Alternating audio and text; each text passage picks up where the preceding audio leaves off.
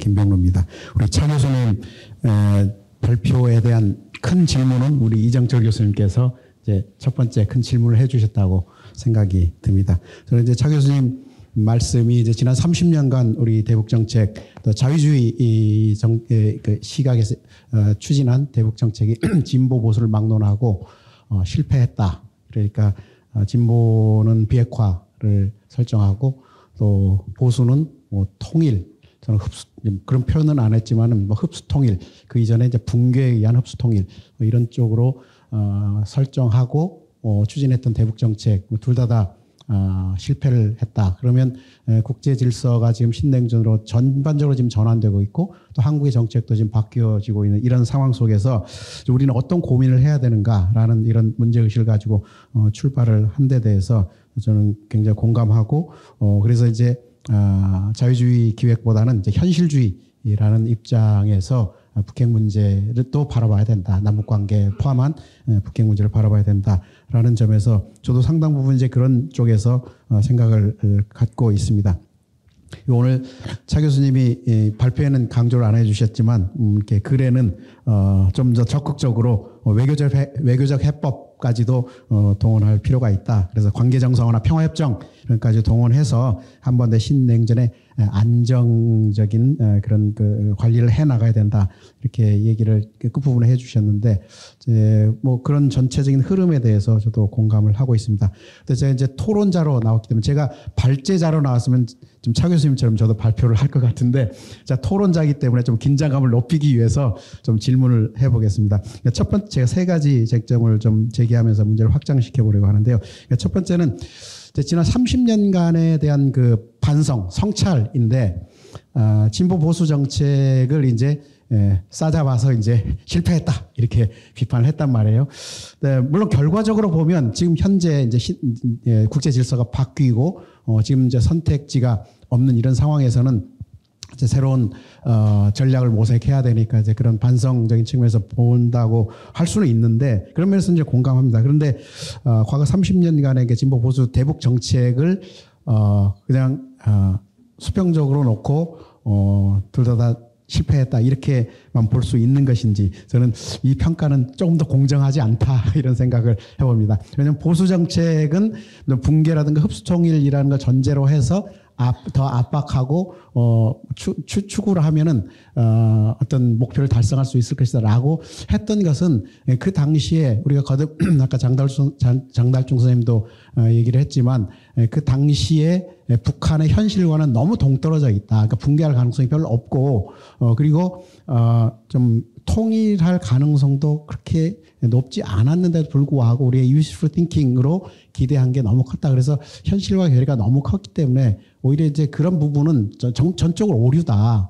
그런 면에서 이제 실패한 것에 대한 책임을 물을 수는 있는데, 그러니까 반면에 이제 진보 정책에서도 결과적으로는 이제 비핵화를 할 수 있다. 또는 기능주의적인 어떤 파급 효과가 나타날 수 있다라고 가정한 데에 대해서는 물론 이제 오류가 좀 있었다라고 볼 수 있는데, 그런데 그 과정에서 보면 사실 북한이 비핵화를 하지 못했던 이유를 몇 가지 이런 계기별로 볼 수 있지만 94년에 한번 제네바 협정 체결한 이후에 그것도 이제 북한의 폴트라고 볼 수 없고 한국과 미국의 정책 판단 잘못 그리고 한국이 경수로 건설을 적극적으로 추진하지 않았던 그런 폴트가 있다는 점에서 좀 그걸 이제 북한이 우리가 북한에 대한 기대를 잘못했다라고만 볼 수 있는 것이냐라는 그런 측면이 하나 있고 또 2002년에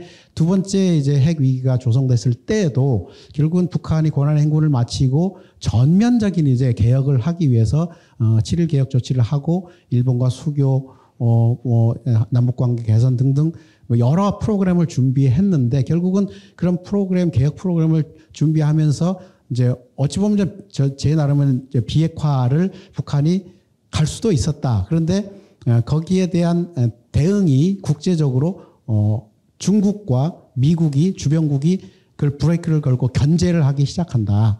그래서 시간이 없어서 구체적인 예는 들지 못하겠지만 중국에서는 이제 양빈을 체포해서 이제 북일 간의 수교를 좀 제어하는 그런 측면, 그리고 제임스 켈리가 들어가서 우라늄 핵 얘기를 하면서 이제 경제 개발하면 이제 협력을 받아야 되는데 그런 것들을 방해했다라고 북한이 생각하고 그때부터 사실 핵 개발을 공개적으로 천명을 한 거거든. 그 전까지는 어쨌든 실질적으로 하는지는 몰라도 공개적으로는 하지 않는다라고 했는데 이제 그때부터는 이제 2002년 10월부터는 공개적으로 핵을 개발하겠다고 선언해서 4년 만에 핵실험을 한 거니까 그렇게 보면 결국은 그 책임이 과연 누구에게 있느냐. 그러니까 진보 정책이 저는 북한의 폴트를 북한의 그 비핵화의 의지를 잘못 계산해서 했다라는 그런 것보다는 오히려 주변국의 책임을 좀 더 많이 물어야 되지 않느냐. 그래서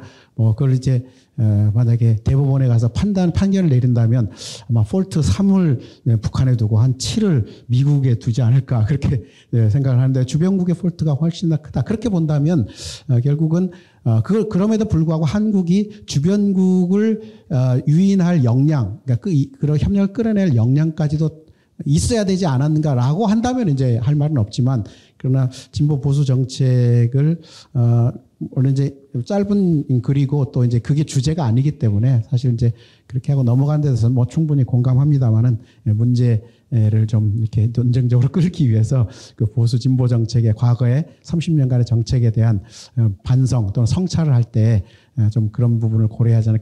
그렇게 되면 이제 사실 이제 앞으로의 정책도 현실주의 정책으로 전환한다기보다는 뭐 예를 들면 진보가 추구했던 어떤 정책을 기조로 놓고 보수 정책을 융합한다다 접목시키는 뭐 그런 방식으로 가볼 수도 있지 않겠나라는 그런 해석을 할 수가 있겠죠. 두 번째는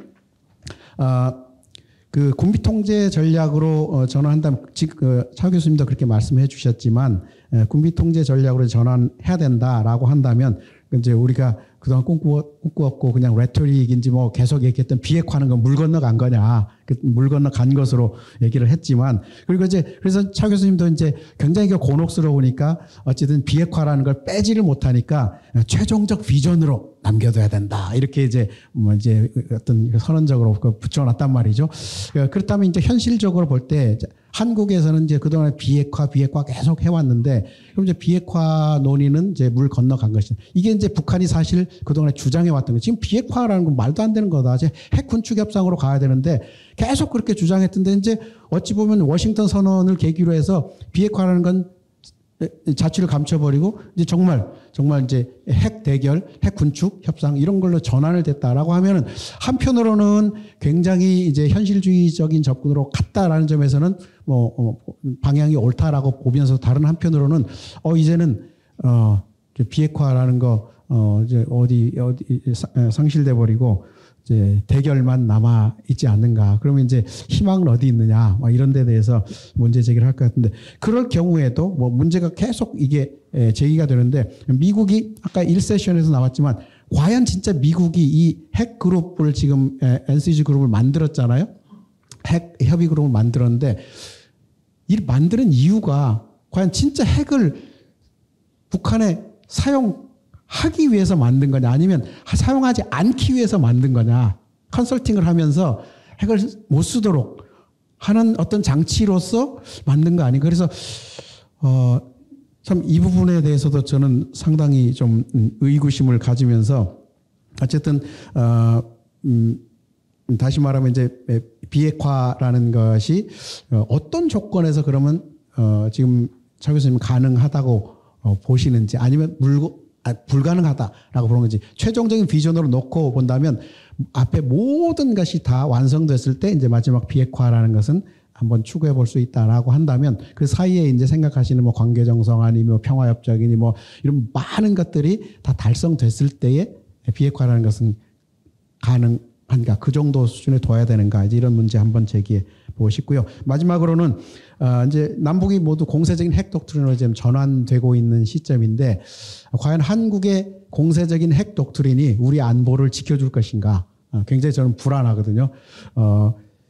지금 만약에 윤석열 정부에서도 작게 5015에 근거해서 선제 공격 이제 북한이 핵을 가지고 있기 때문에 과거처럼 한번 우리가 공격을 당하고 그 다음에 이제 준비해서 북한을 점령하는 이런 방식의 전략은 안 된다는 거죠. 그래서 박근혜 대통령 시기에 2015년에 이제 북한이 핵을 사용할 수 있을 가능성이 있을 때는 선제적으로 공격을 할 수밖에 없는 거죠. 그래서 선제 공격이라는 게 나오는데, 그래서 이번 정부에 들어와서도 계속 선제 타격이라는 얘기를 해서 이제 많은 사람들이 긴장하고 또 북한도 굉장히 긴장하면서 지금 이걸 바라보고 있습니다. 그러면 공세적인 핵 독트린을 갔을 때 북한도 선제 공격을 할 수 있다라고 하고, 한국도 북한이 선제 공격할 가능성이 있을 때 먼저 선제 공격을 한다라고 지금 대응하고 있단 말이죠. 그러면 그럴 때 과연 첫 번째 질문은 한국이 선제 공격을 할 수 있는 것인지, 한다면 그 작교 501에 상세히 나와 있습니다. 어쨌든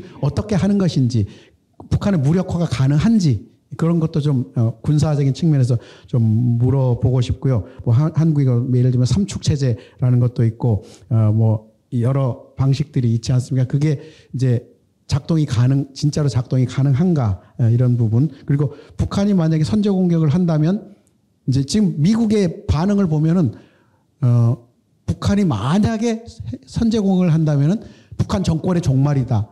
그런데 저는 그걸 보면서 안 믿게요. 왜냐하면 북한이 선제 공격하면 북한 정권의 종말은 고사하고 한국 정권이 먼저 종말할 것 같거든요. 국가가 종말될 것. 그러면 북한 정권의 종말이라는 그 무슨 의미가 있느냐. 그렇게 볼 때 과연 이 공세적 핵 도트린으로 이제 전환돼서 여기서 현실적인, 아까 이정철 교수님 질문하고 비슷한데, 현실적인 이제 군비 통제로 들어가야 되는 상황인 거는 분명한데, 이게 해법이냐, 그죠? 그런 점에서 굉장히 좀 불안하고, 이게 과연 어떻게 작동할지, 그런 부분에서 좀 예전에도 이제 한반도에 어떤 재래식 전쟁이라도 일어나면 100만 명에서 150만 명이 개전 일주일 내에 사망한다. 핵을 쓰면은 300만 명까지 사망한다. 이런 여러 시뮬레이션이 있는데, 그런 상황 속에서 과연 이 문제를 어떻게 풀어 나가야 될 것인지에 대한 그런 마지막 질문 한번 해보고 싶습니다. 네, 안녕하세요. 통일평화연구원 선임연구원으로 있는 임수진이라고 합니다. 이제 앞선 선생님들께서 굉장히 이제 거대 담론을 많이 말씀하시고 현실적 차원에서 말씀하셨는데, 저는 이제 연구자의 입장에서 지금 시대에서 정말 그 방법, 이제 북한 연구를 어떻게 해야 되고 또 무슨 연구를 하는 게 좋을지에 대해서 많이 고민을 하고 있던 와중에 이제 강진훈 교수님께서 이렇게 발표해 주시는 내용을 듣고 많은 부분을 생각하게 되었습니다. 사실 발표 내용과 관련해서 이제 말씀드리면은, 이제 교수님께서는 북한 연구 방법론에 관해서 이제 시대적인 어떤 발전 변화의 역사를 설명도 해주셨고, 또 북한 연구에서 주로 사용되는 연구 방법이 무엇인지, 또 그 안에서 논의되는 주요 쟁점들이 무엇인지 이제 설명을 해주셨습니다. 그래서 그동안 북한 연구 방법이 발전하고 변화한 역사를 이제 분류하고 정리해 주셨는데요. 사실 글 안에서 더 많이 좀 나와 있는데, 그런 부분에서 감사를 먼저 표합니다. 이 안에 사실 있는 좀 내용이긴 하지만 북한 연구는 1970년대 이제 본격적으로 시작되었다고 할 수가 있습니다. 그렇지만 당시에 이제 자본주의와 사회주의 체제 경쟁 속에서 이제 북한이라는 사회는 악마화된 전체주의 국가의 프레임 속에서 연구가 이루어졌다, 이렇게 볼 수가 있습니다. 그래서 이질적이고 적대적이고 낙후된 체제임을 증명하기 위한 사실 그런 연역적인 인식론 속에서 제한된 자료를 통해서 북한 연구가 이루어졌기 때문에 자연적으로 북한 연구에 대한 어떤 학술적이고 이론적인 엄정성에 대한 비판적 회고가 이제 연구자들 스스로를 중심으로 나타났다, 이렇게 얘기할 수 있을 겁니다. 그래서 북한을 어떤 적대적 타자가 아닌 중립적 연구 대상으로서 비교적 이제 가치 중립적인 차원에서 바라볼 수 있는 보다 진일보한 학술적 시각을 갖게 된 게 이 시기에 어떤 중요한 의의가 아닌가, 이렇게 생각을 할 수 있을 것 같습니다. 그리고 이후에 이제 말씀하셨다시피 1990년대부터 이제 탈북민들이 대거 유입이 되면서 북한 연구가 방법론적으로 크게 성장할 수가 있었습니다. 그래서 이거를 다시 말하면 1차 자료의 확장이 1990년대 이후에 가능해지면서 이제 북한 연구가 방법론적으로 좀 성장할 수 있었다, 이렇게 말할 수 있을 겁니다. 저희 이제 통일평화연구원이 2008년부터 지속하고 있는 북한 이탈 주민 설문조사 역시 이런 탈북민들이 한국 사회에 대량 유입되면서 이제 가능할 수 있었던 것으로 얘기할 수 있을 텐데요. 그래서 이제 정리해서 살펴보면 북한 연구 방법론에 있어서는 크게 이제 물론 세부적으로 보면 더 상세히 나눌 수 있겠지만 크게 두 번의 변혁이 있었다 이렇게 말할 수 있을 겁니다. 그러니까 1차적인 변혁은 연구자들의 인식론적인 전환, 그러니까 연구자적 객관성을 확보하자는 어떤 자성적 성찰에 관했던 것이라고 볼 수 있고, 2차적 변화는 이제 1990년대 탈북자 유입에 따라서 북한 이탈 주민을 활용한 이제 연구 방법의 다변화라는 어떤 사회적 환경의 변화, 그러니까 연구 환경의 변화였다고 할 수 있습니다. 그래서 이런 변화를 통해서 수행된 이제 여러 방법론적인 시도들은 이제 많은 부분 귀중한 연구 성과를 이제 냈다고 볼 수 있는데요. 그런데 이제 선생님께서도 말씀하신 바와 같이 우리 사회에서, 그러니까 사실 모든 사회에서 이제 북한 연구에 있어서는 동일하게 직면한 문제라고 할 수 있을 텐데 여전히 분석할 수 있는 연구 자료가 제한되어 있다는 점을 지적할 수 있습니다. 그러니까 다시 말해서 연구 자료의 희소성이 이제 북한 연구가 고질적으로 안고 있는 문제라고 볼 수 있는데요. 여기에서 이제 말씀하셨던 일반화의 문제가 나타납니다. 제가 이제 선생님 사실 논의를 이제 보면서 이제 통일평화연구원 연구에 많이 좀 적용해서 많이 생각을 해봤는데요. 이제 저희 통일평화연구원의 이제 데이터 수집과 분석에 있어서도 사실 지속적으로 제기되는 비판 중에 하나가 이제 일반화의 문제라고 할 수가 있습니다. 잘 아시다시피 탈북민 조사를 통한 북한 사회에 대한 연구는 이제 지역성의 문제, 그러니까 함경북도와 양강도에 이제 좀 많이 편중돼 있고, 또 젠더의 문제, 뭐 여성에 편중돼 있고, 또 연령의 문제 같은 것들이 있어서 북한 주민들의 표본을 왜곡할 수 있는 어떤 집단적 특성을 이미 상정하고 시작한다 이렇게 볼 수가 있습니다. 그래서 저희도 한 15년 정도 이제 이 북한 이탈 주민 면접 조사 자료가 축적되었다고 이렇게 볼 수 있는데 이 조사 자료를 통해서 사실 엄밀히 말하면은 시간의 변화에 따라서 변동하는 북한 사회의 변화의 이슈들을 특정할 수 있을지는 몰라도 사실 이 조사만을 통해서 어떤 동시대적인 차원에서 북한 주민들의 일반화된 특성을 설명하기는 어려운 지점이 존재합니다. 그러니까 결국은 이제 그 large N의 이제 부족이라고 할 수가 있을 텐데요. 그래서 이제 지적해 주신 바와 같이 성찰적 재현이 저희 연구에서도 중요하게 작용하고 있다고 말할 수 있습니다. 그래서 이 성찰적 재현이라는 거를 다시 생각해 보면 뭐 말씀 잘 해주셨긴 하지만 성찰, 뭐 재현 이런 말 통해서 알 수 있듯이 성찰적인 재현은 그러니까 연구 대상, 그러니까 경험적 자료나 데이터보다는 그 연구자의 성찰 능력, 그러니까 연구자의 연구 숙련도와 또 북한 사회에 관해서 이미 연구자가 보유하고 있는 배경 지식이 중요하게 작동하고 있다고 말할 수 있습니다. 그래서 말씀해주신 이제 대안이론 중에 하나를 말씀해주신 근거이론과 연결지어서 생각을 해보면 사실 이 방법론 안에서도 성찰적 재현이 중요한 부분을 차지합니다. 그러니까 근거이론은 사실 이제 양적 연구의 결함과 질적 연구의 결함을 이제 보완하고자 이 둘의 결합을 통해서, 그러니까 선행이론의 기계적인 어떤 경험적 검증의 한계, 이게 이제 양적 연구에서 나타난다고 볼 수 있고, 또 연구자의 주관적 성찰성의 한계, 이게 이제 질적 연구에서 볼 수 있는데 이 둘을 보완하고자 했기 때문에 이렇게 볼 때는 굉장히 이상적인 혼합 연구 방법이라고 할 수 있습니다. 그렇지만 이제 근거 이론을 제안했던 이제 글레이저랑 스트라우스가 사실 이후에 이거를 제안하고 나서 후에 결별을 하지 않았습니까? 그러니까 사실 근거 이론의 중요한 장점 중인 하나가 이제 비교적 적은 수에 대한 경험적 검증이 가능한 것이라고 할 수 있는데, 이게 이제 그 방법론 안에서 이제 발전하다 보니까 그런 이제 그 양적인 계량적인 연구의 어떤 정밀성을 높이자, 그리고 이제 질적인 연구의 정밀성을 높이자, 이런 부분으로 이렇게 나뉘어지면서 사실은 결국은 이 연구자의 성찰적 재현에서 나타나는 어떤 주관적 사고 개입의 가능성을 통한 긴장이 이 안에서도 여전히 나타난다고 이제는 사실을 이제 결과적으로 이 둘의 결별이 설명해주고 있다고 이제 말할 수 있을 것 같습니다. 그렇다면은 여기에 대한 이제 한계 극복의 차원에서 교수님께서 말씀하신 바와 같이 이제 일반화에 대한 신뢰성을 높이는 것이 결과적으로 굉장히 중요하다고 할 수 있는데, 현실적으로 볼 때 이제 그 저희가 이제 조사하고 있는 탈북민 조사를 고려해 보면은 결과적으로는 이게 국내에 유입되는 탈북민에 의존해서, 그러니까 결과적으로 시계열적으로 계속해서 이제 N을 늘리는 방법밖에 없지 않나 이렇게 생각을 해볼 수가 있을 것 같습니다. 그래서 이게 사실 이제 저의 질문인데요. 현재적 차원에서 보면 대북 제재, 코로나 이런 것들로 인해서 북한의 국경이 봉쇄가 되면서 이제 북한 유탈 주민의 국내 유입수가 이제 극히 줄어들었습니다. 그러니까 연구 방법에 있어서도 그동안 논의되었던 어떤 표본 집단 수의 확장, 그러니까 large N의 확보 자체가 굉장히 어렵게 되었다고 볼 수 있습니다. 말씀해주신 어떤 근거 이론 방법이나 사례 확정 방법 모두 결과적으로는 이제 기초 자료, 그러니까 우리 연구에서 볼 때는 연구자의 필요에 부합하는 북한 이탈 주민의 확보가 결국은 굉장히 중요한 것이라고 이제 볼 수 있는데, 이런 선택의 여지 자체가 없어진 시점이 아닌가 좀 이렇게 생각이 많이 됩니다.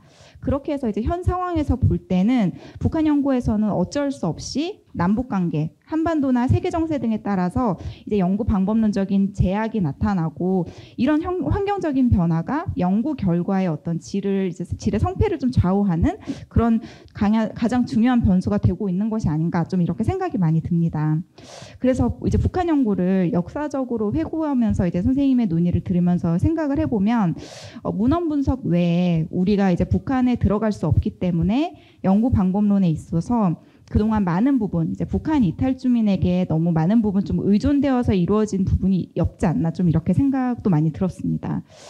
그래서 이제 현재 이제 기술적으로 보면은 여러 차원에서 이제 빅데이터 분석이 가능해지면서 문헌 연구가 많은 부분 발전했고, 또 북한 이탈 주민의 자료가 시계열적으로 축적이 되면서 이와 관련한 연구 방법도 많은 부분 세분화되고 또 발전되었다고 할 수 있을 텐데요. 그렇게 이제 이런 차원에서 보면은 교수님께서 말씀해 주신 어떤 축적된 자료의 체계적 정리, 그러니까 아카이빙이 지금의 시점에서는 굉장히 중요하다고 할 수 있을 겁니다. 근데 또 이 아카이빙의 문제가 또 있는 게, 북한 연구자의 어떤 그 윤리적인 문제, 안정성, 안보 문제, 그리고 이제 정치적 민감성 같은 부분들이 있기 때문에 저도 이제 이 아카이빙에 대해서 굉장히 동감하고 중요하다고 생각하고 필요하다고 느끼지만, 근데 실질적으로 이걸 할 때도 생각해 보면은 여러 가지 제약이 있을 수밖에 없지 않나 좀 이렇게 생각이 듭니다.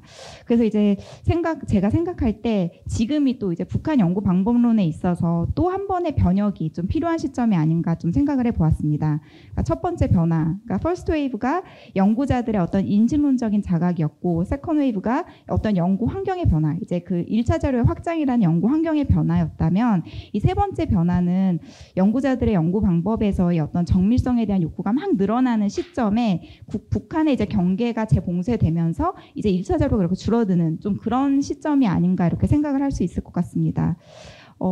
이제 그 현대 이제 사회과학의 연구를 보면은 대규모 데이터셋의 분석이 가능해지면서 이제 방법론적으로 많은 발전이 일어났는데, 이제 북한 연구 자료를 이거를 적용해서 보면은 안보 같은 여러 문제들로 인해서 여전히 정체되어 있고, 오히려 지금의 상황에서는 좀 약간 그런 자료 입장에서는 퇴보하고 있는 것이 아닌가 좀 이렇게까지 생각이 드는데요.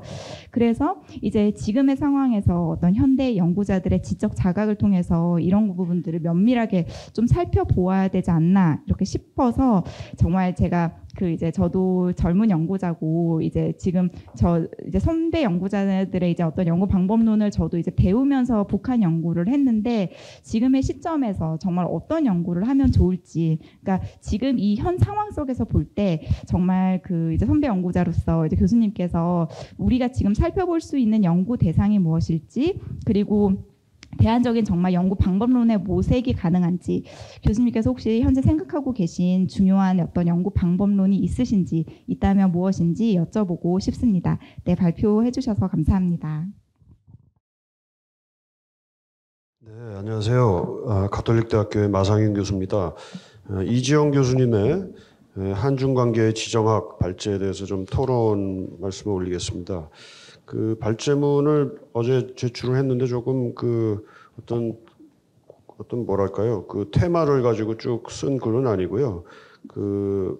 제출해 주신 발표 자료를 좀 보면서 들었던 생각들을 좀 뭐랄까요, 좀 산발적이긴 한데 생각나는 대로 좀 적어 놓은 겁니다. 이걸 중심으로 제 말씀 좀 드리면서 혹시 좀 더 토론할 게 있으면 말씀을 더 추가해서 올리겠습니다. 첫 번째 이 발제 자료를 먼저 접하면서 가장 기대했기도 하고 상당히 흥미로웠던 지점은 한반도를 둘러싼 지정학적 연속성에 대한 말씀이었습니다.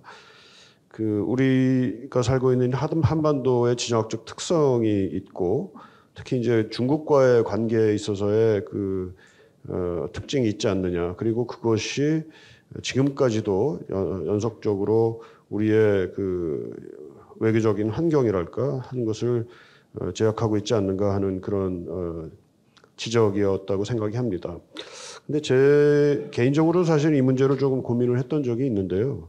그 뭐 어떻게 표현할지 모르겠습니다만은 중국 중심의 전통 동양 질서 속에서의 한반도가 갖는 지정학적 의미와 이 전통 질서가 뭐 깨졌다 또는 지나가고 나서 서세동점이 이루어지고 특히 이제 냉전 이후에 한반도가 갖는 지정학적 특성에 상당한 그 변화가 생겼다라는 점을 좀 우리가 인식할 필요가 있지 않은가 하는 생각이 우선 들었습니다. 사실 제가 고민을 좀 했던 지점인데요. 특히 이제 그 이정성 선생님께서 그 순망치한의 그 개념을 가져와서 이게 북중 관계 어떻게 보면 현재의 북중 관계를 순망치한의 그 지정학적인 비전에서 많이들 얘기를 하는데 이 순망치한이 어떻게 보면 한중 관계를 바라보는 한반도를 바라보는 중국의 전통적인 지정학적 인식이 아니었냐 이렇게 이제 말씀을 하셨습니다.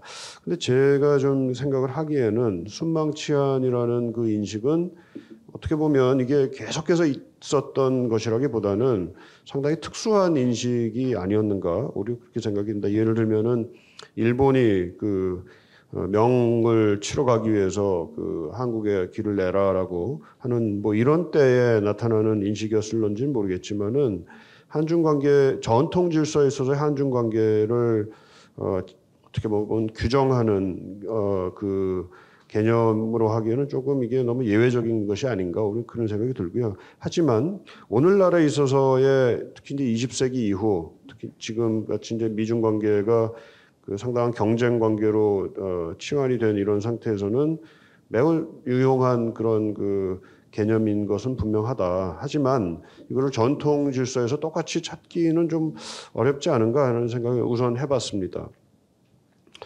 두 번째로 이제 그 저도 이제 흥미롭게 바라본 또 다른 개념이 그 security trilemma라는 개념이었습니다. 그 브룩스와 랩 후퍼의 그래서 이제 인용을 했는데요.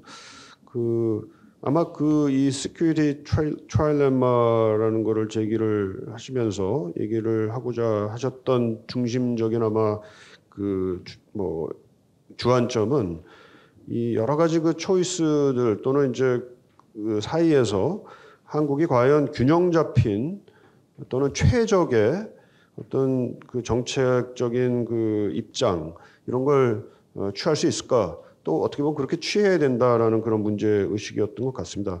근데 제가 좀 그 트라일렘마라는 것에 대해서 좀 잘 몰라서 한번 좀 그 간단히 서치를 해봤더니 이 트라일렘마라는 것의 그 정의랄까요? 한 두어 가지가 나오더라고요. 하나는 세 가지의 그 대안들 사이에서 그 어떤 선택이 어렵다 뭐 이런 얘기였고요. 또는 세 가지 모두가 다 그 별로 다 이렇게 마땅치 않은 이런 상황을 지칭하는 것이었고 두 번째는 주로 이제 경제 정책 특히 이제 그 국제 경제 관련해 가지고 경제 정책을 취하는 데 있어 가지고 세 개의 바람직한 그 정책을 한꺼번에 다 취할 수가 없더라. 특히 세 개를 몽땅 다 하기는 어렵고 두 가지까지만 가능하더라. 예를 들면은 여기서 보면은 국제적인 그 자본 이동성 그리고 고정 환율 그리고 국내적인 그 통화 정책의 자율성 이 세 가지를 세 개 다 한꺼번에 가져가기 어렵다 하는 그런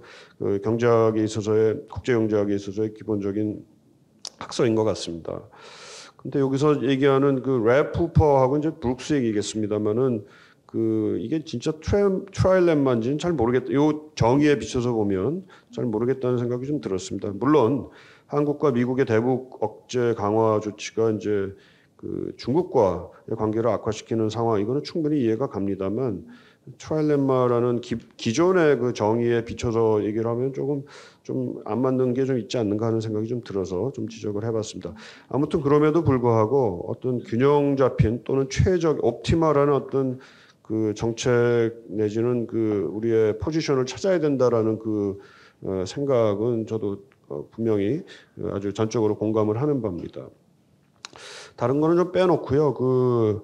한국의 전략에 대한 이제 여러 가지 어려운 질문들이 있다라는 말씀 충분히 이제 공감을 하는데요.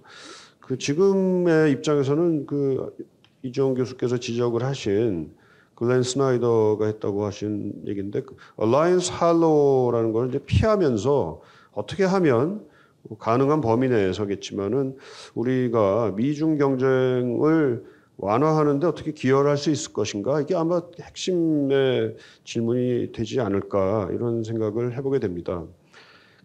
이제 미중 디커플링, 경제 디커플링 얘기를 이제 하셨는데 사실은 최근에 4월 27일에 제이크 설리반 안보보좌관이 이제 브루킹스에서 굉장히 롱 스피치를 하나 한 게 있는데 안보보좌관이 주로 미국 경제 정책에 대해서 주로 얘기를 했습니다. 좀 의아한 상황이긴 합니다만 여기서 굉장히 특이한 사항이 설리반이 직접 디커플링이 아니다. 우리가 추진하는 것은 디커플링이 아니고 디리스킹이다라는 이제 얘기를 했습니다. 디리스킹이라는 언어는 사실은 EU의 폰 라이덴 총재가 이제 한두 달 전부터 이제 쓰기 시작을 했었고 그러니까 유럽에서는 디리스킹에 대한 논의가 수개월 전부터 이미 좀 진행이 되었던 걸로 알고 있습니다. 그러니까 굳이 디커플링이 아니고 디리스킹이라고 이제 강조를 했던 측면에는 중국과의 관계를 계속해서 경쟁과 대립으로 가지는 않겠다라는 그런 의지가 사실 반영이 된 겁니다. 물론 이 디리스킹을 하겠다고 해도 중국이 어떻게 반응을 하느냐에 따라 가지고 디리스킹 하에서의 선별적인 인게이지를 하겠다는 것도 중국의 반응에 따라서는 될 수도 있고 안 될 수도 있습니다만은 그래도 미국의 안보 정책을 움직이는 최고 고위급의 정책 기반자가 분명하게 디커플링이 아니라 디리스킹이라고 얘기했던 것은 상당히 뭐랄까요 의미가 크다. 그리고 또 제가 앞에서 설명을 드렸습니다마는 유럽 국가들이 또는 EU 자체가 이러한 전략적인 소통을 미국과 하면서 랭귀지를 바꿔놨다는 것, 터미놀로지를 바꿔놨다는 것은 또한 한편으로는 우리에게 시사하는 바가 좀 있지 않느냐. 한국의 역할도 어떻게 보면은 앞에서 북한이 신냉전을 얘기하고 다국화 얘기하고 그런다고 합니다만 신냉전 상황으로 점점 빠져드는 상황을 우리가 어떤 면에서는 좀 완화를 하고 그런 가운데에서야 비로소 앞에서 얘기한 트라일레마 또는 다른 표현이 가능할지 모르겠습니다만은 그 안에서의 우리의 좀 더 우리에게 유리한 그런 정책적 입장을 확보할 수 있지 않겠냐 이런 생각이 듭니다. 다음으로 한 가지만 더 지적을 하고 이제 말씀을 끝내는 게 좋을 것 같은데요. 제가 좀 오독을 한 건지는 모르겠습니다만은 레코멘데이션 3개를 마지막 슬라이드에서 말씀을 하시면서 중국과의 소통에 있어서 한미동맹이 군사적인 가치를 갖는 거라기보다는 좀 더 정치적인 가치를 갖는 것이다라고 이제 이걸 강조해야 된다라고 이제 제안을 하셨는데 이게 예전에는 요즘에 이런 얘기 거의 안 합니다만은 얼마 전까지만 해도 한미동맹을 어떻게 할 거냐 하는 거 얘기하면은 정치 동맹화 해야 된다 이런 얘기들도 종종 있었습니다. 근데 이거를 생각을 하신 건지 좀 일단 궁금해서 좀 여쭤보고 싶습니다. 만약에 이제 정치 동맹으로의 성격이 강조가 된다면 군사적인 차원은 사실 좀 축소될 수밖에 없는 거거든요. 그러니까 주한미군도 어떻게 보면 좀 줄여야 되고 또는 뺄 수도 있고 또 한미동맹이 지금 현재 우리가 지역적 차원에서의 역할도 많이 해야 된다라고 지금 얘기가 많이 되고 있는데 이 역할도 얘기하기 좀 어려운 차원으로 아마 갈 것 같고요. 그래서 어떤 생각을 갖고 요 정치적 가치를 강조하신 건지에 대한 좀 질문을 드리고 싶습니다. 여기까지 하겠습니다. 대단히 중요한 주제들을 다들 다뤄주셨고요. 또 여러 가지 함의를 많이 고민하게 하는 자리였습니다. 일단 오디언스에서 질문 있으시면 먼저 받겠습니다. 네, 안녕하세요. 저는 서울대 통일평화연구원의 이문영이라고 하고요. 차태서 선생님께 질문이 있는데요. 그러니까 차태현 선생님께서 이제 뭐 30년간의 북핵이나 북한에 대한 접근 방식이 변화해야 되고 비핵화라든가 이런 완전한 해결 불가능하다. 이런 불편한 진실들 이제 직면해야 된다. 라고 그러니까 되게 재밌게 들었는데요. 그러니까 만약에 선생님께서 그렇게 판단하신 두 가지 조건이 북한의 핵 능력 자체가 고도화됐다라는 것과 국제질서 패러다임이 크게 변했다라는 건데, 저는 선생님께 좀 근본적인 질문을 드리고 싶은 게, 만약에 북한 핵 능력 고도화만으로 만약에 설명을 하셨다면 이제 충분히 동의할 수 있을 것 같은데, 선생님께서는 지금 식냉전의 도래를 거의 객관적인 현실로 인정한 상태에서 이런 논의들을 전개하신 것 같거든요. 근데 과연 이 신냉전이라고 하는 게 선생님께서 국제질서의 패러다임 변화라고 얘기될 정도로 그렇게 국제적으로 발견할 수 있는 그런 보편적인 변화인가에 대해서 저는 굉장히 큰 의문을 갖고 있어요. 그러니까 예를 들면은 지금 이 우크라이나 전쟁 얘기를 선생님께서 많이 하셨는데, 우크라이나 전쟁에서 신냉전 얘기가 바로 나오는 거잖아요. 그러니까 자유주의하고 권위주의 국가, 민주주의 권위주의 국가. 근데 실제로 그럼 이제 대러전선 같은 거를 한번 보게 되면 제일 대표적인 게 신냉전에서 대중전선이잖아요. 근데 설명을 좀 드려야 돼서, 그러면 많은 나라들이요. 예를 들면 인도 같은 나라가 인도 태평양 전략의 핵심 고리인데, 인도는 지금 그러니까 인도는 인도편이다 이렇게 얘기하면서 대중 대러 협력 엄청나게 강화하고 있거든요. 그리고 얼마 전에 브라질 룰라 대통령 중국 가서도 미국 막 꾸짖으면서 다극주의, 그러니까 양극, 냉전이 아니고요. 다극주의가 우리의 미래다 이렇게 얘기를 하고 있고, 그냥 한마디만 할게요. 그러니까 지금 대러 제재 전선에서 동참하고 있는 나라는 전통적 아시아 국가 중에 한국, 일본, 싱가포르, 대만밖에 없고요. 동남아, 중동, 아프리카, 뭐 남미 어느 나라도 참여하고 있지 않은데, 그 나라들이 그렇다고 중국이나 러시아 편을 들고 있냐면 그것도 아니고요. 그렇다고 완전히 미국 편이냐면 그것도 아니고요. 그런 의미에서는 엄청나게 큰 국제적인 패러다임 변화가 나타나고 있는 거지만 그건 절대 식냉전이 아니라는 거죠. 그렇다면 우리가 오히려 목도해야 될 불편한 진실은 실체 없는 신냉전을 지금 한반도에서 그 신냉전이 현실이다라고 얘기하면서 그런 식의 어떤 대결적인 동맹 구조를 다시 강화시키는 게 우리가 목도해야 될 식냉전인 거, 불편한 진실인 거 아닐까요? 네, 안녕하세요. 저 평화통일학 협동과정 송채린이라고 합니다. 아까 1부에서도 원장님께서 입북을 했는지 오늘 사실 발표해 주신 선생님들이 사실 다 책이나 리딩으로만 뵙다가 이렇게 직접 얘기 들으니까 더 많이 공부가 된 것 같습니다. 그래서 통평원에서 이런 기회를 많이 만들어 주시면 입북하는데 결정적인 네, 그럴 것 같습니다. 그래서 저도 차태선 선생님께 짧게 질문 드리겠습니다. 우선 저도 군비 통제에 관심이 있어서 되게 흥미롭게 재밌게 읽었는데요. 공포의 균형, 군사적으로는 공포의 균형과 그리고 군비 통제 협상을 좀 동시에 같이 모색하는 방안을 말씀 주셨는데, 이게 현실적으로 어떤 프랙티컬하게 어떻게가 가능한지 여쭤보고 싶었습니다.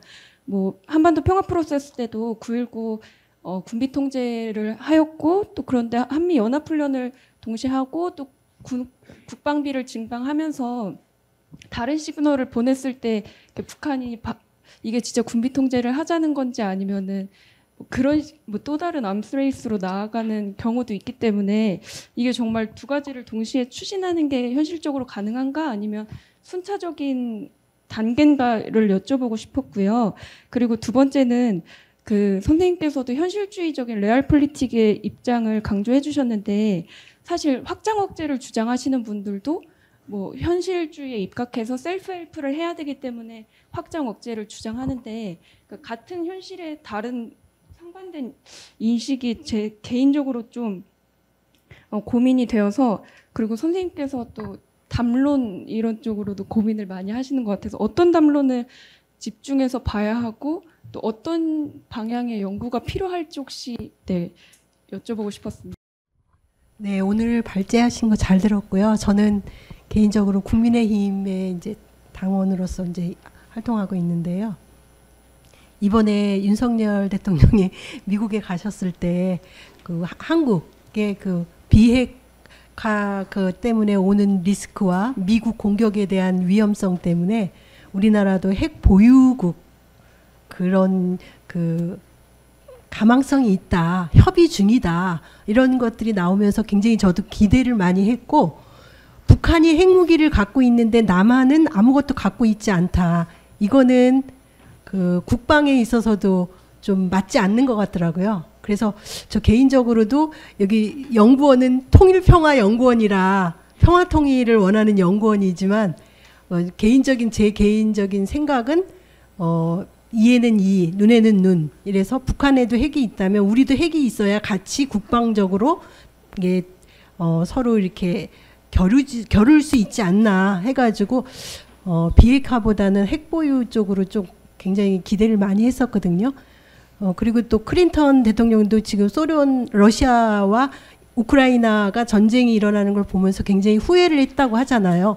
94년도 그 구소련에서 우크라이나가 독립하면서 그 핵무기를 전부 그 러시아에 갖다 바치고 비핵화되면서 이렇게 아주 무력하게 지금 당하고 있는데 그래서 클린턴 대통령이 그때 자기가 우크라이나를 비핵화시킨 걸 후회하고 있다 그런 이야기를 많이 요즘 하고 있다고 하더라고요. 그래서 저 또한 우리나라가 좀 더 그 막강한 힘을 가지려면 정말 제대로 된 그 북한과의 어떤 힘의 균형을 위해서도 비핵화 쪽보다는 우리도 뭔가 같이 예, 무기를 갖고 있지 않으면 안 되지 않느냐. 그래서 차태서 교수님께 어떤 의견을 갖고 계신지 죄송합니다. 통일평화연구원에서 이런 얘기를 해가지고 제가 좀 아니요, 너무 죄송합니다. 마지막 질문은 네. 우리 마상현 선생님께서 네, 그렇게 코멘트로 답을 나중에 예. 주시면 아무래도 좀 우리 마 선생님이 내년에 국제정치학회 회장님이시거든요. 예, 권위를 좀 실어서 답을 주실 것 같습니다. 네, 안녕하십니까. 저는 고려대학교에서 한국사학과 학부생으로 재학 중인 권영훈이라고 합니다. 저는 두 가지 질문을 일단 서방계의 마인드로 한번 질문 드려보고 싶은데요. 북한 체제에 대한 이 제재가 기존의 자유주의적인 시각은 통하지 않았기 때문에 현실주의적인 시각으로 다시 바라보는 것이 이런 시각의 변화 자체가 북한을 중심으로 국제사회적 시각이 변화한다라는 것인데 이것에 대한 원인이 무엇이고 어쩌면 북한 체제에 대한 이 고집이 통한 것인지 아니면 유엔 제재나 기존 패권국의 영향이 약해진 것인지 패권국의 패권이 약해진 것인지 이런 좀 아주 거시적인 질문을 드려보고 싶고요. 두 번째는요. 강진훈 선생님께 질문 드리고 싶은 것은 제가 북한 체제 문화 아카이빙에 대해 오늘 처음 들어봤습니다. 네. 그런데 이 아카이빙이라는 것 자체가 북한 문화에 한정한다는 것에 좀 제한적인 게 많다고 생각들었습니다. 왜냐하면 50년대 후반 60년대까지 그래도 북한 내부에서는 그래도 역사 방법론이나 사회주의적인 어떤 패러다임이 되게 다양화된 담론이 많이 이루어졌었는데 56년 8월 전원회의 이후 숙청이 굉장히 많이 이루어지고 그 뒤로부터 도서정리 사업이라는 루머도 돌기도 하고 굉장히 많은 주체 사상의 등장과 동시에 다양성을 좀 삭제시킨 모습이 드러나는데 이 아카이빙의 이 의미 자체가 굉장히 희석되고 되게 불분명해질 것 같은데 그것의 아카이빙의 성과나 효과에 대해서 조금만 더 설명해 주시면 감사하겠습니다. 네, 이상입니다. 마 교수님, 너무너무 도움이 되는 코멘트 해주셔서 제가 다 적어서 그 책을 쓰는데 참고하도록 하겠습니다. 그 첫 번째 말씀해주신 아무래도 그 현재를 이해하려고 할 때 과거를 봤을 때 패턴이 있으면 아무래도 그 프리딕트 할 수 있는 부분에 끌리게 마련인 것 같아요. 그래서 지금 말씀해 주신 부분이 또 제가 하고자 하는 그 주장 중에 예전에 그랬다고 현재도 그럴 것이다 이렇게 생각하면 안 된다라고 하는 부분이 굉장히 강하기 때문에 연구를 하면서 좀 더 주의 깊게 생각하면서 연구하고 그리고 집필을 하도록 하겠습니다. 그 Security Trilemma는 그 교수님 해주신 말씀 그 여러 가지 다른 컨텍스트에서의 트라일레마라는 컨셉 이야기해 주시고 또 이 두 오서들이 했던 그 사용한 방식 따라서 한반도에 이런 부분이 있을 거다라고 해주신 말씀 저도 공감합니다. 그리고 그 디커플링이 아니고 디리스킹이라고 하신 말씀도 그 요즘에 그 중국을 솔직히 이렇게 봤을 때 전통적인 동맹 이론으로 봤을 때는 위협 스레시 문제인데 중국은 스레시라고 딱 하기에도 existential한 스레스는 아니고 그래서 리스크란 말이 굉장히 많이 학계에서도 해칭을 얘기할 때 많이 나오는 것 같아요. 그래서 그런 부분에서 이쪽 부분의 연구가 더 풍부해지면 좋겠다고 생각합니다. 네, 교수님 너무 감사합니다. 먼저 질문에 답드리면 간단히 그러니까 아카이브라는 건 이제 기존의 사료나 질적 자료 중심으로 생각했는데 제가 제안하는 거는 이제 면접 자료로까지 확대되는 거를 의미합니다. 그러니까 사료 플러스 면접이어서 그리고 면접에 더 중점을 기울이자. 왜냐하면 사료 자체는 물론 개인 자료는 의미가 더 크겠지만 공식 자료는 바이어스된 것이 좀 질문하셨듯이 다원성이 약화되고 가려지고 그런 부분 때문에 오히려 더 그러니까 면접 자료의 아카이빙이 숨겨진 개인의 목소리를 드러내고 체제를 올바로 드러낸다는 의미에서 의미가 있다. 그것이 제 요지였습니다. 그래서 질문에 답이 되었을 것이라고 보고요. 시간이 별로 없는데 이제 토론하신 분 질문도 답을 드려야 되는데 성의껏 준비해 오셨는데 너무 짧게 얘기하는 게 좀 미안스럽긴 한데요. 이제 그런 생각이 들어요. 체제의식 조사도 1년 단위로 했고 또 다 묶어서 뭐 이렇게 10년 단위로 했고 그렇게 한다는 자체도 이제 대표성의 문제는 좀 논외로 하고 이렇게 저렇게 해보자. 뭐 저는 그렇게 이해를 해요. 그러니까 질적 연구도 제 연구도 뭐 그렇게 크게 다르지 않습니다. 근데 어떻게 보면 그런 생각이 드는 게 1년 이게 장기적인 흐름에 따라서 너무 1년에 최근 탈북자에 집착할 필요가 너무 없는 게요. 물론 주제나 영역에 따라도 다를 수 있는데 10년 지나도 20년 지나도 안 변하고 덜 변하는 게 있고 10초 후에 탈북해서도 금방 변하는 게 있고 그거는 정말로 분석의 차원과 영역에 따라 다른 문제이기 때문에 반드시 그런 부분에 너무 집착할 필요는 없다는 좀 생각이 들어요. 이제 방법하고 주제 영역에 따라 좀 다를 수는 있겠지만 오히려 더 그런 데 집착하는 것보다는 조금 여러 가지 방식을 이렇게 저렇게 도입하는 게 오히려 좋지 않나 그런 생각이 들고 이 아카이빙 윤리 문제는 뭐 피할 수 없는 겁니다. 피할 수 없고요. 예를 들면 탈북자들 녹취하는 거 싫어해요. 당하는 거 싫어하고 접근하는 것도 싫어하고 우선 접근 자체가 되게 싫어요. 제가 100명 가까이 하는 것도 국정원부터 교회까지 뭐 다양한 방법으로 비정상적인 방법, 정상적인 방법 다 동원해봤는데 그 자체만으로도 힘듭니다. 만나는 것 자체만으로도요. 근데 라포가 가능할까요? 가능한 경우도 있어요. 불가능한 경우도 있고요. 정말로 케이스 바이 케이스인데 그러니까 개인이 하기에는 너무 힘들다는 얘기예요. 그러니까 또 이제 그 부르디에는 자기 제자들하고 동료들하고 팀을 이루면서 합숙을 하면서 뭐 그런 식으로 했다고 해요. 그러니까 지금 뭐 연구 보조원한테 맡기고 이거 해라 이런 거 자체가 안 된다는 얘기죠. 그러니까 제 와이프가 하남시에 그 베트남 전쟁 그 용사들 그 하남시 알바하고 있는데 저는 이제 그런 식의 방식은 지양해야 된다는 거죠. 정말로 성찰적인 인터뷰를 위해서는 그러니까 인터뷰는 다 할 수 있어요. 할 수 있는데 정말로 의미 있는 데이터를 얻고 의미 있는 데이터를 또 의미 있게 분석하기 위해서는 필드에 들어가기 전부터 팀 단위로 그 훈련의 과정이 필요하다는 거죠. 근데 그거를 좀 되게 무시하는 경향이 있는데 양적 연구 서베이 할 때도 엄청난 준비를 하잖아요. 연역적이라고 하는 게 문제 틀 자체가 처음에 잘못되면 그 자체가 다 망가지듯이 질적 연구도 그런 훈련의 과정이 필요하다는 거죠. 그래서 이런 부분은 계속 이제 윤리적인 문제가 있음에도 불구하고 그런 훈련의 과정 속에서 극복해야 된다 그런 말씀을 드려요. 또 녹취뿐만 아니라 음원의 문제도 있죠. 음원도 되게 중요한데 사실 누가 음원을 공개하려고 하겠습니까? 녹취도 싫어하는데. 그런 부분도 계속 하다 보면 설득의 과정 속에서 극복해 가야 되는 문제죠. 우선 저는 이제 녹취라도 확보하는 게 얼마나 중요하지 않을까, 예, 그런 생각을 하고 있고, 마지막 질문은 통일학의 방법론, 통일학 자체도 부담스럽고요. 통일학의 수사의 수사인 것 같아요. 근데 또 중요한 또 이슈이고 과제이고 학제의 모색이기 때문에 또 간과할 수도 없고요. 제가 보기에는 아직까지 통일학의 방법론이라는 게 그냥 어프로치 아닐까. 그래서 좀 모든 걸 열어놓고 생각하면서 해야 되는 문제 아닐까요?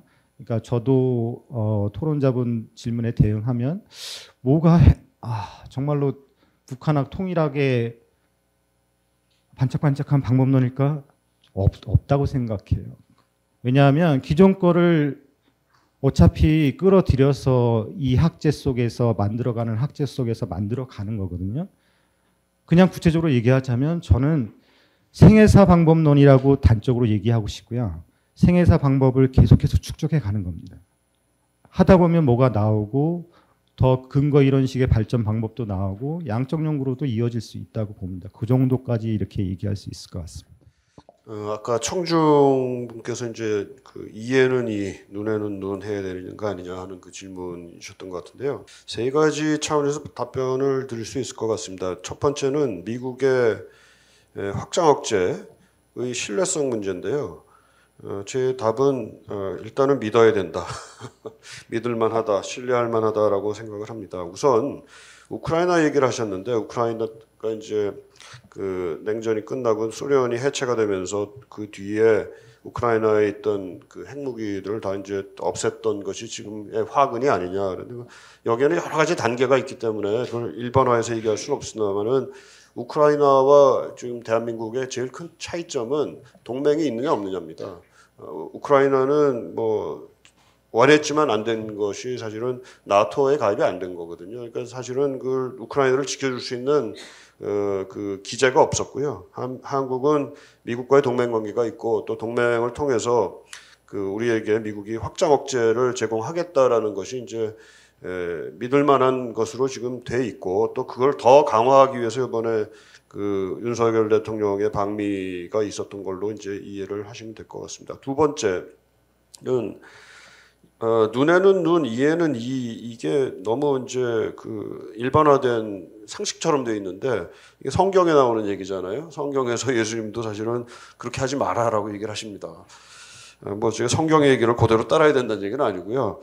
그 아마 이 이에는 이 뭐 눈에는 여기에 가장 그 어떻게 보면 철저하게 입각해서 그 외교를 했던 그 뭐 대표적인 사례로 많이 드는 게 아마 미국의 레이건 행정부일 겁니다. 레이건 대통령이 힘의 우위에 입각한 외교를 해야 된다. 그래서 이제 소련에 대해서 이제 압박을 하고 뭐 이렇게 했다고 이제 상식적으로 알려져 있는데 그 레이건에 대한 최근의 연구를 보게 되면 힘의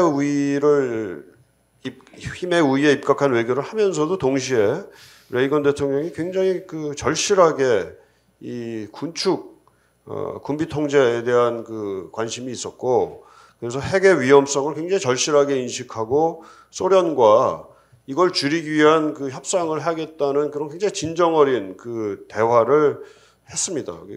고르바초프하고 만나서 수차례 만나서 이런 얘기를 했고 그 진정성을 고르바초프가 받아들이고 그래서 미국과 소련 간에 그 상당히 그 깊은 그 군축회담이 열렸었습니다.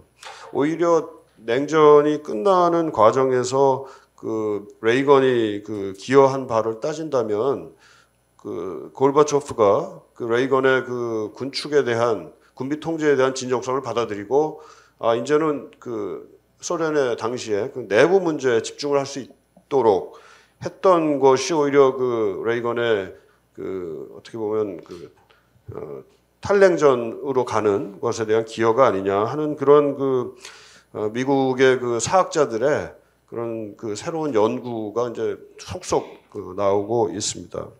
세 번째 말씀 하나만 더 드리자면은 핵무장을 하고 또 우리가 한미 동맹을 유지했으면 좋겠다라는 생각들을 많이들 하시는데 아까 트라일레마 얘기를 하시고 뭐 그랬는데 이건 두 개가 다 같이 갈 수가 없는 얘기입니다.